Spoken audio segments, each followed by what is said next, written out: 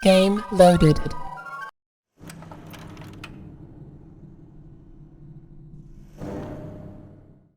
Hi, and welcome to an edition of Lessons Learned with your host, Rafael Piñero. Let's return one last time to the DC Wasteland, the setting of Fallout 3.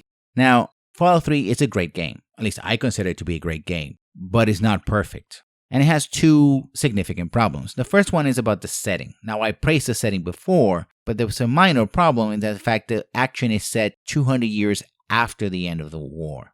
Why is that a problem? Because if you look around, while yes, it feels so much like a post-apocalyptic world, it's still too well preserved. Too many computers work. People have significant knowledge about weapons and armor and technology.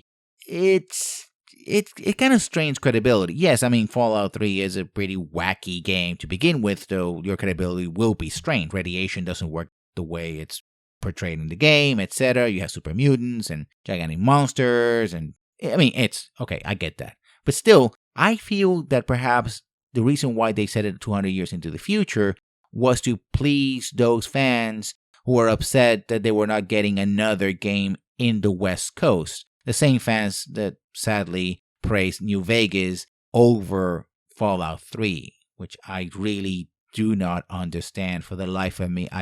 You know what? That's not the point. It's a minor quibble, but one that sort of sticks in the back of my head. The other problem comes with the ending. And the ending of Fallout 3 is another example of why storytelling has no place in video games. Stories, yes. Storytelling, no. Why that is? Well, the problems with the ending occur because the designers tried to tell a story and they basically overrode the player choices and the player's agency. They literally, at the very end, they take your agency away. Either you do what they want you to do or else. They literally slam the door on the sandbox. What happens at the end? Well, you die. Now, some people have a problem with the ending because you shouldn't have to have died. You could have chosen one of your companions, some of which were radiation resistant, to go into the irradiated chamber of Project Purity, activate the device, and be done with it. Especially if you're sort of a scummy kind of character, a devious character, you would have sacrificed someone else. But I played the hero, the goody two-shoes, the savior of the wasteland, so I would have done it myself. But the problem I have, and by the way, I understand that reasoning other people have with the ending.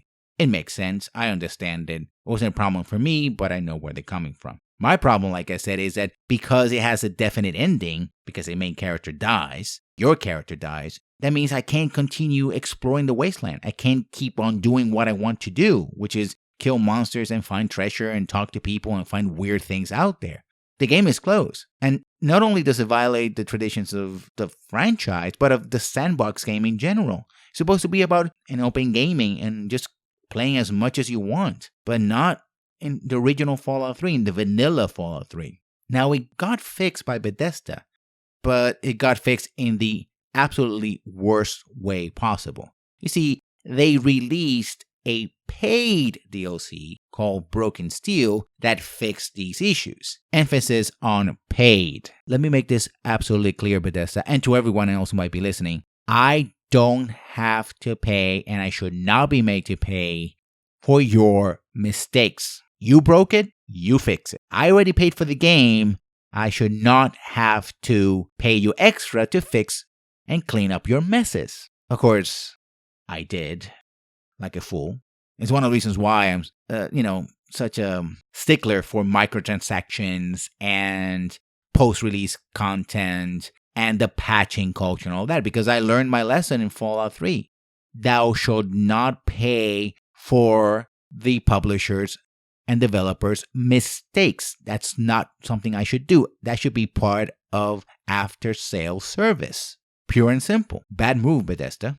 And sadly, as we've seen, for example, in the increasing reliance on the patching culture from Bethesda and other companies, it's now become the norm as opposed to the exception. So those are problems with Fallout 3. Overall, the game is, I believe, a very good game and a classic, not only within the series, but on its own. However, the problems that it has are glaring and should be something that when you're designing your game or even playing your whatever game you're playing out there, and you see these patterns, you should watch out. they will impact your experience and certainly make for a poorer game overall. As always, if you like this or any video on my channel, please comment and subscribe, and I'll see you when I see you. Good night.